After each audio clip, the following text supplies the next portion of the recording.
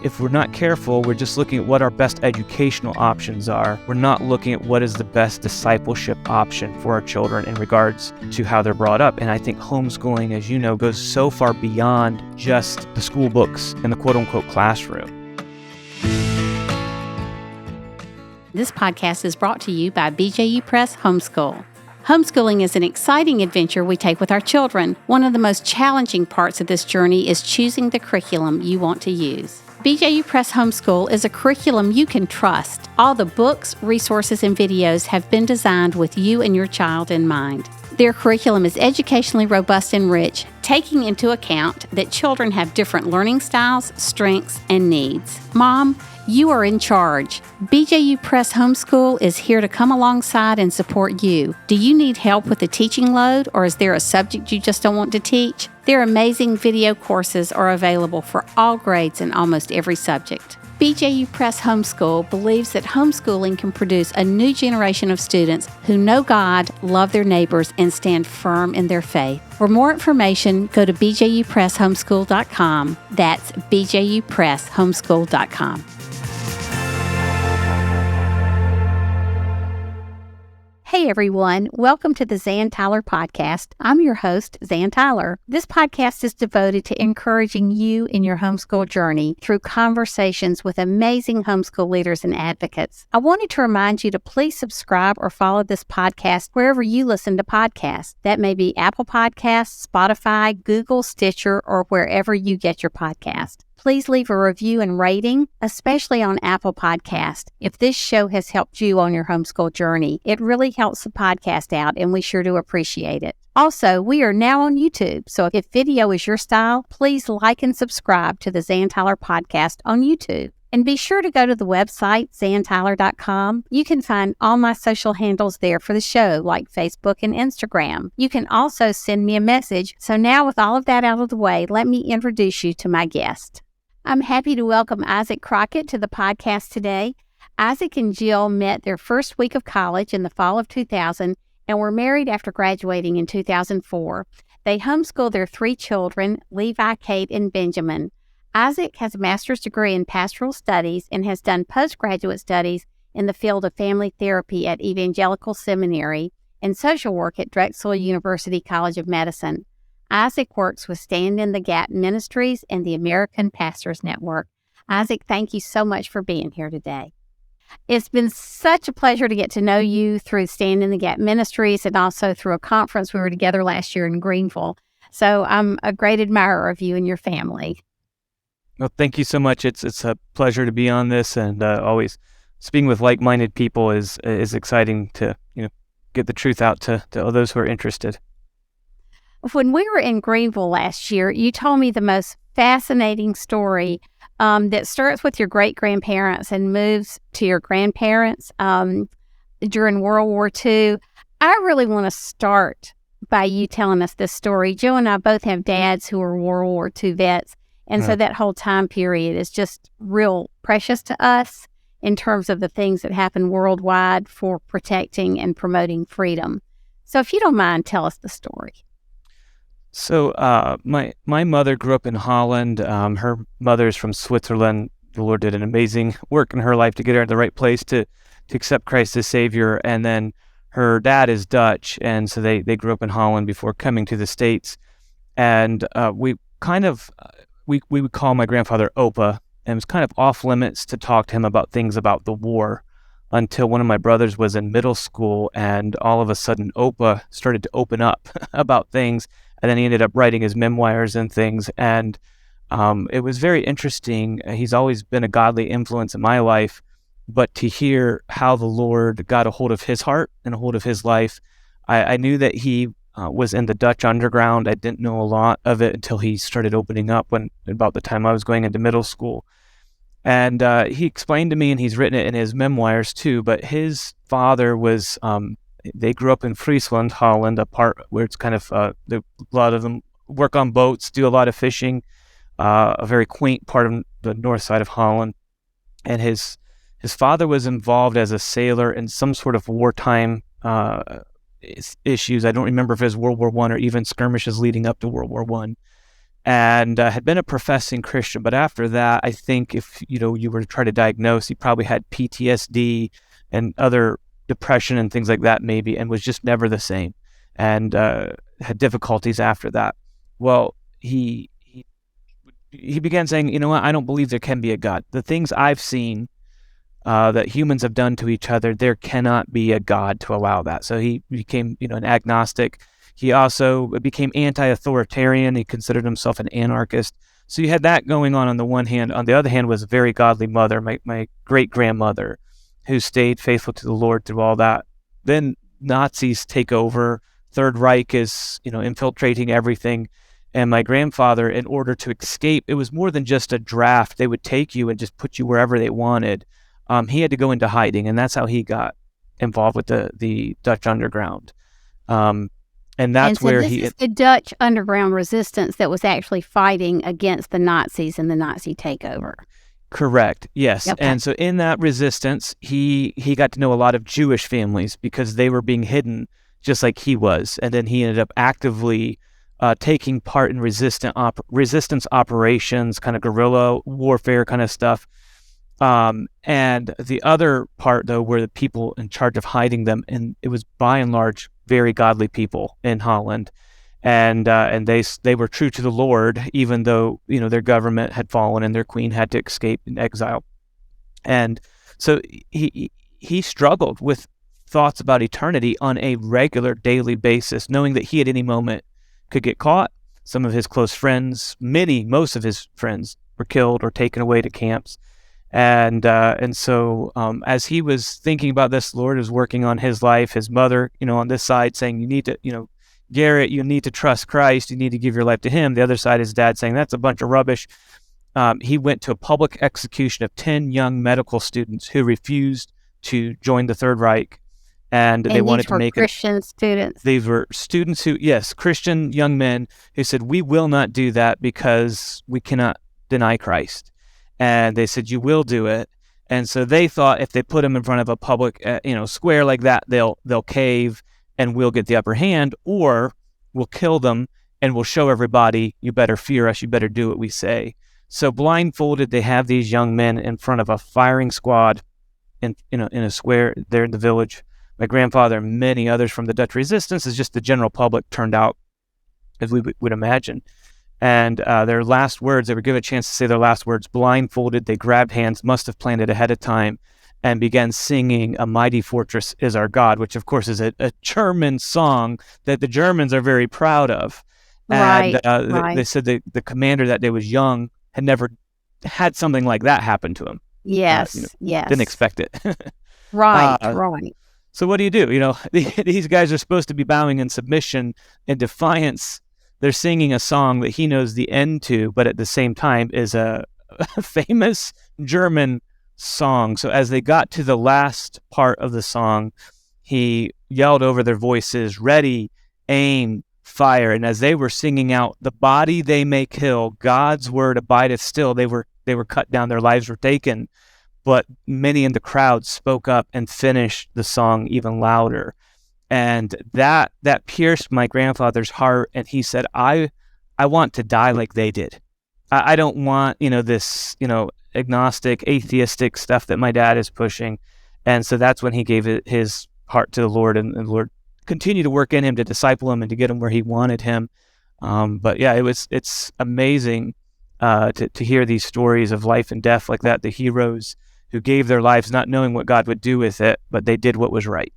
And that's always been my grandfather's testimony. I just loved that story when you told me that, because we had fathers involved in World War II, like I said, but also it really, to me, underscores the generational nature of God's work. I mean, he promises his blessing on thousands to love, who love and fear him, thousands. And so I want to encourage people that what they're doing in their home matters, not just today, but for generations to come. So when you take a stand for homeschooling and raising your children for Christ, it's not just for today. It's for your children and your grandchildren and your great-grandchildren, just like you're the great-grandchild of your great-granddaddy and the impact that he's had on your life. And so I think we need to remember that everything we do echoes in eternity. And Amen. I really appreciate your sharing that, Isaac. That story just touched me so much the first time when you shared that with me. Well, listen, I I know you also, I want to get to talking to you about your family and your homeschooling, but I know you also have a ministry with pastors internationally and that you have worked with some pastors in the Ukraine. Can you give us a little bit of an update on that? Yes. So we're the American Pastors Network. So obviously centered in America, and our focus, started out actually started out as Pennsylvania Pastors Network. And I was pastoring a church in Pennsylvania at the time. Sam Rohr, who had been a minister for the Lord in government in the State Assembly of Pennsylvania, headed that up with pastors that he had worked with a long time. And so they started Pennsylvania Pastors Network, and it quickly grew to, now it's all 50 states and a national radio and national TV program that the Lord has allowed me to co-host with. And when things were starting to change in Eastern Europe with Russia and Ukraine back in 2013, the Lord opened doors for some pastors and some folks who worked with us to get into some really neat positions in Ukraine. And so even before the first Crimean invasion, we were on the ground. Sam Rohr was able to invite David Barton and other godly historians and theologians to go over and talk to the parliament and go into the universities, because the leaders in the Ukraine said, look, we know that America has been a great nation. We want to be like America historically has been. Maybe not where they are currently. We want to be where they were, Right. up Right. to Ronald Reagan, is what they were saying. Yes. And Yes. so they said, what made America great? And they said, we have had all these generations of communism. Tell us as pastors what the difference is. We need to become biblically literate. And just an amazing opportunity. So through that, we have had a lot of networking going on over there. With the most recent invasion from Russia, we have been able to use the pastors on the ground and some Americans staying over there, and then we'll often send groups of 10 men with $10,000 each to go over there and buy the supplies that are needed, buy the vehicles that are needed wherever they can in Europe, and then drive them in, meet up with our pastors, Ukrainian pastors, and then those pastors go even to the front lines, distributing medical supplies, food, all sorts of things. So it's exciting. You can go to AmericanPastorsNetwork.net, AmericanPastorsNetwork.net, and you can look at our Ukrainian initiative. And they often are sending over fresh videos. We do it where it's safe for those involved, so it might be a few days, a few weeks after an event, so that they're not targeted. But it has continued to go on throughout all of the fighting, and they are seeing things firsthand and reporting back to us. We're praying for them. And it's pastors and Christians who know the Lord, who know the truth, and aren't afraid to die, that are making a very, very big difference as far as foundations over there, and help people and help them with their physical needs as well as their spiritual needs. We have some really close friends, Gerald and Bev Huebner, who have been very involved. They are very involved in a lot of missions worldwide, but also friends from Canada. They're friends from Canada, and they've been very involved in the Ukrainian situation and been there too. So I just, to me, this just flows in terms of the resistance in Ukraine, the resistance in World War II, and, that we all stand for freedom. And so I appreciate that update and what you and Stan and others are doing for American pastors, but also around the world. So Isaac, after our long introduction, tell me about you and your family and how you got into homeschooling. So I grew up in a Christian school. My parents had homeschooled my brothers for just a teeny bit of time when my dad was in evangelism. But my wife grew up, she was adopted from India. She was born in Calcutta, India, adopted to a family in upstate New York. And so that they had 3 boys and 1 girl, so they adopted her. And in the early 1980s then, they felt convicted as parents, even though neither of them had a college education. My father-in-law was a custodian almost his entire adult life at a local public school. He was the head custodian.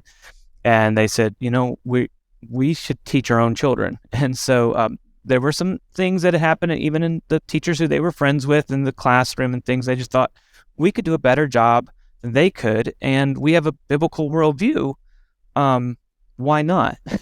and they were starting homeschooling around the same time, probably almost exactly as you and your family. The difference is New York, as a liberal state, was a lot more liberal in view of those sort of things. So they weren't breaking the law to do it. However, they didn't have curriculums.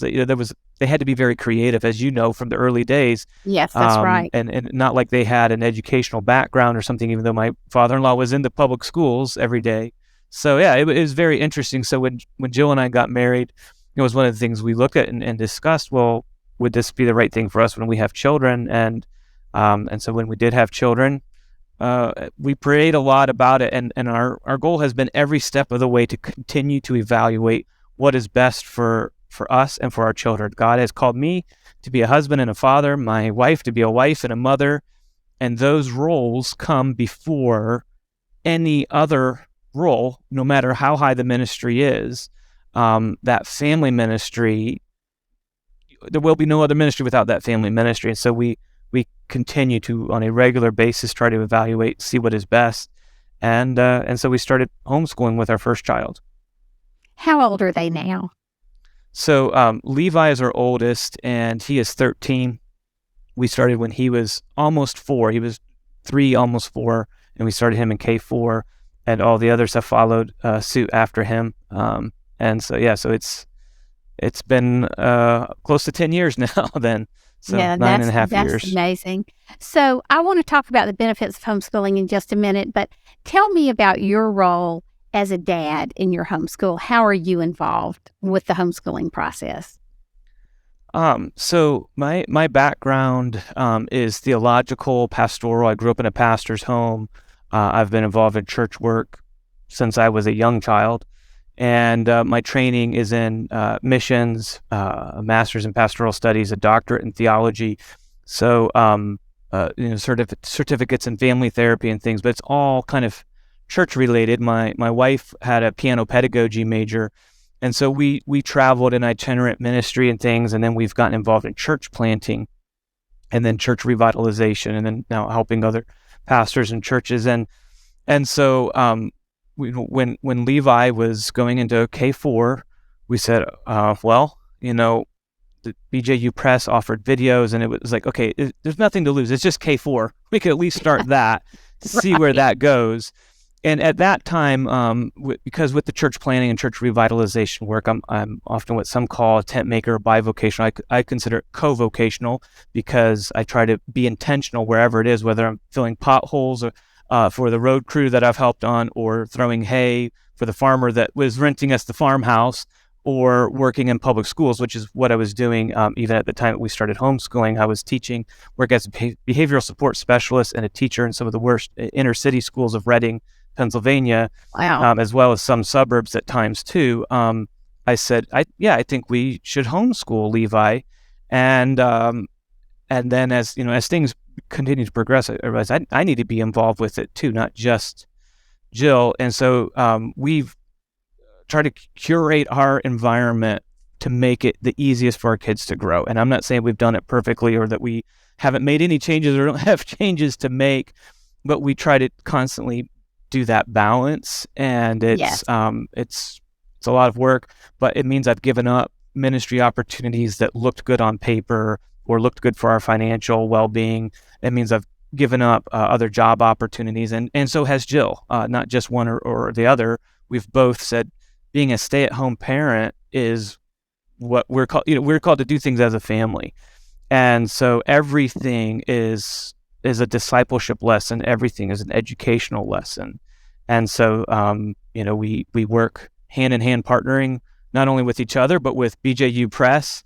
And then also we made the decision to move closer to my in-laws, my wife's parents, and they are able to help. So certain things that they are gifted in, they are able to do. It gets us closer to them, and we've really enjoyed that and seen our kids really flourish with those connections, being family first. I know. I love how y'all are so generationally minded in your family, and you've moved back close to home to continue that with your grandkids. And That's just a powerful statement. So tell me what you think are the benefits of homeschooling. You could go through and just having worked in several different public schools, rural and suburban, and a lot of inner city. I can compare and contrast. Some of the arguments. Oh well, they'll have better equipment and better. They'll have access to all sorts of things at a big public school.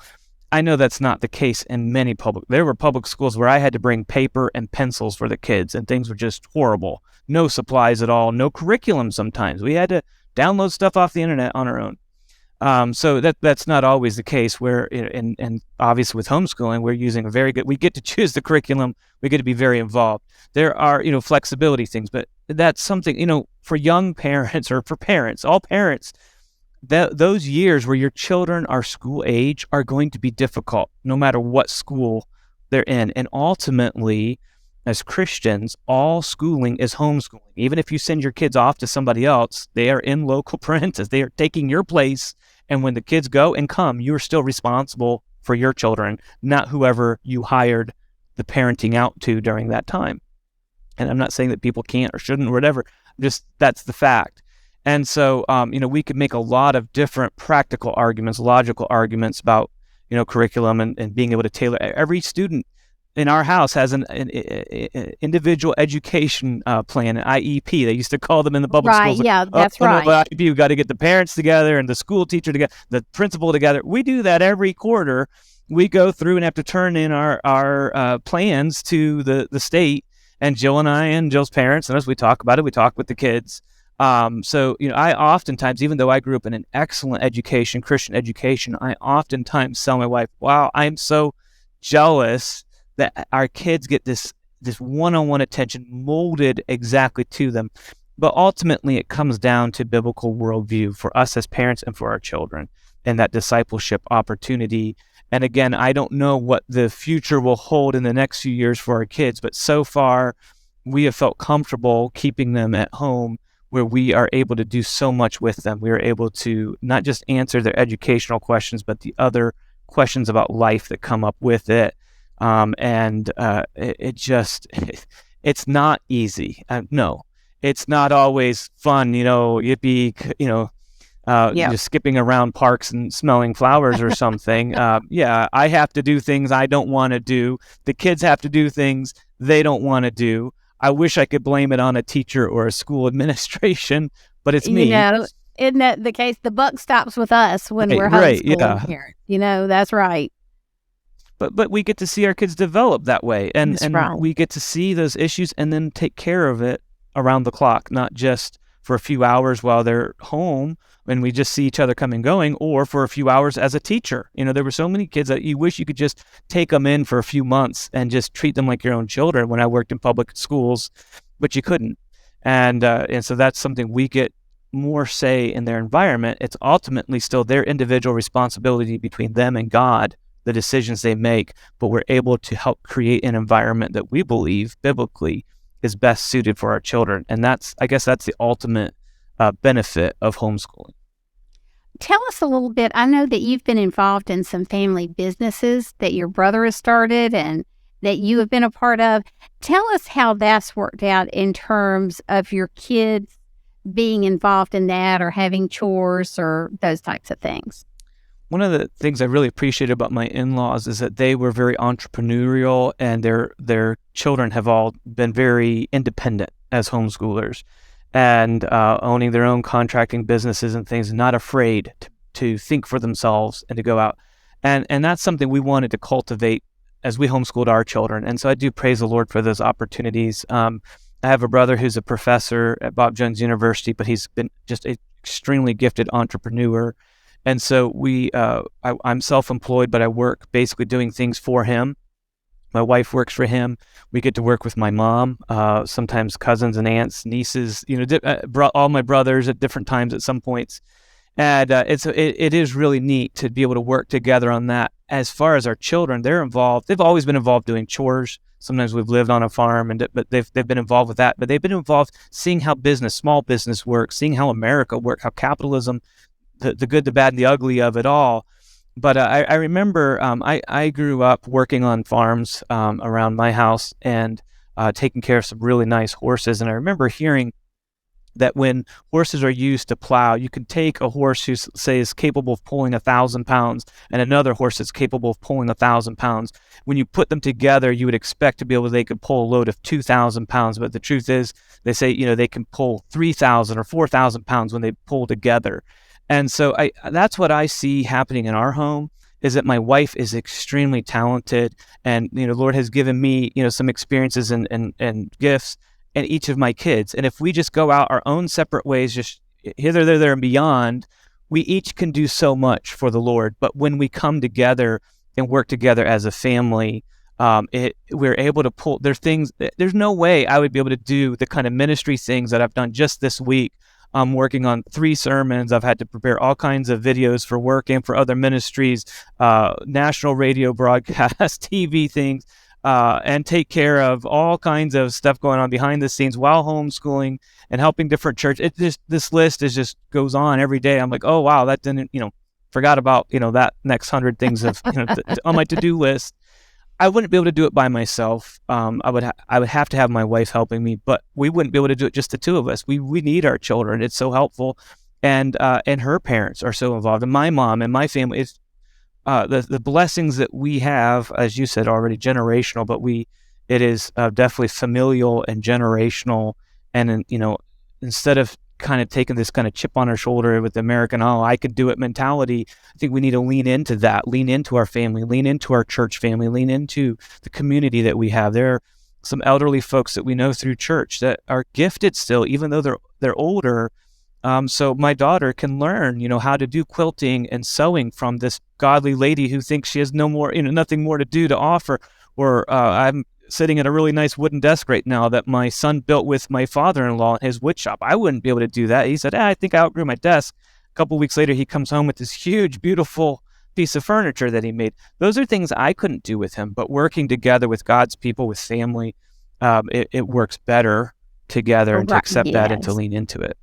One thing I know that we've talked about, and I was looking at some of your answers to these questions as we were getting ready to come on the air. I know that your kids, that service is important to you too, being involved in giving to others and taking your kids with us. So tell us a little bit about how that works in your home. My wife and I are just so blessed to have seen that modeled in our parents, that they did that with my brothers and I, with Jill with her brothers, taking us not just to church, but being involved at church. My dad was the pastor. My father-in-law was the layman, who was kind of the pastor's right-hand man. And so as kids, both my wife and I, we went to all kinds of hospital visits, nursing homes, sang and talked with people, and just interacted with adults. My wife's brothers and her, they're homeschooled. There must be some social awkwardness. No, I can tell you social awkwardness from working in public schools.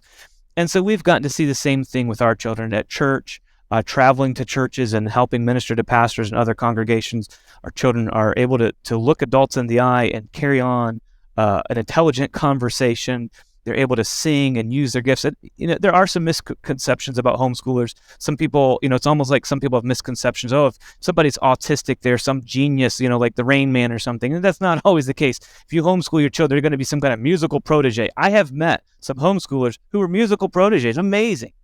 My kids spend hours every week on their musical instruments, but they're not they're not music geniuses or anything, but they use their gifts for the Lord, and they're able to bless people with that. And so just about every day we huddle around the piano as my wife plays. All the kids can play some, and sometimes we break out the violin and the guitars and the lap drum and things, but we sing, we worship together regularly, and then we get to share what we're doing at home with our church or churches that we're helping, and to see that our kids get that, to see it click, that they are ministering, they are worshiping God and helping others worship God, even though they are 8, 11, 13 years old, even younger than that, they were doing that, is a beautiful thing to watch as a parent, as a father, to see that happening. It's so exciting. You have given us such a well-rounded view of what homeschooling can look like for a family that's involved in so much together. So As we wrap up, is there anything you'd like to share with maybe the dads that are in our audience? I know that a lot of times it will be the mom, not always, but it will be the mom who wants to homeschool, and the dad may have some misgivings or is worried about are their kids going to be prepared for life or career or college or whatever. So do you have any words of encouragement you would like to share as we wrap up? That's a great point. As a pastor, I often saw things like that. And unfortunately, oftentimes as a pastor working with families, you would find that the wife was more concerned about the spiritual development of their home than the husband. And I'm not saying that all the time, but right. That happens a lot of times. And I think that sometimes if we're not careful, we're just looking at what our best educational options are. We're not looking at what is the best discipleship option for our children in regards to how they're brought up. And I think homeschooling, as you know, goes so far beyond just the school books and the quote unquote classroom. And so if there are any fathers who, as a spiritual leader in your family, you are considering this and you say, well, but that would take a lot of finances off of our table. You know, if my wife stops working to do this, or if I stay home to help with this, I would have to get a new job, different job. No matter what decision you make, a parent with school-age children, it is scary. It is frightening to think that what if, you know.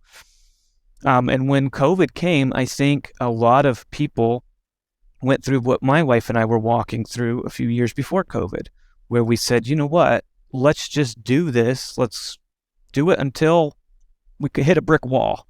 And we realized It's not as scary as we thought, staying home, working from home. And in fact, now it's much easier to work from being based out of home instead of an office. And I would just say, pray about it and ask God what is most important for my children. The paycheck that I'm bringing home by leaving the house, going to somebody else's work.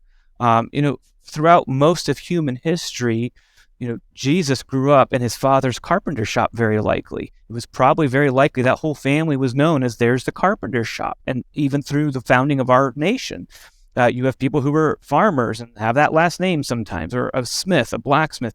And the whole family worked on that. And the mom passed down her knowledge to the girls oftentimes, and the boys learned from their dad or other family members. And there are some really neat advantages to that. And I would just say, pray and ask God what is most important, and then ask him to open doors for you to make steps towards that. It's not something that maybe will happen overnight, but just pray for the Lord to lead for what is most important for your children, and trust the Lord then that when you obey him in those areas, whatever that looks like for you, that he will open up the right door at the right time for you. That's right. And well, thank you so much, Isaac. And I just want to say too, as you're considering homeschooling, that there are all kinds of different ways to do it. There still will be husbands in the workforce, but still can modify their schedules or be at home more. Or, just like my husband was on the road a lot. Of course, this was the days before the internet. But he was still very, very involved in the kids' lives. So as Isaac said, just, pray about it, find other homeschool families that you admire, try to see how they do things. And it really is a remarkable way to homeschool your kids. So Isaac, thank you so much for being here today. Thank you for sharing all your stories. You were just such a wealth of information and encouragement, and I just love your stories. So thank you. Well, thanks for listening to them. Thanks for having me on, and for the partnership we've had with you and all that your experiences and work you've done to help this generation of homeschool parents. Thank you very much. Thank you so much for joining me today. I hope this was encouraging and inspiring for you. If you would like more information, you can find me at zantyler.com. Until next time, see you later.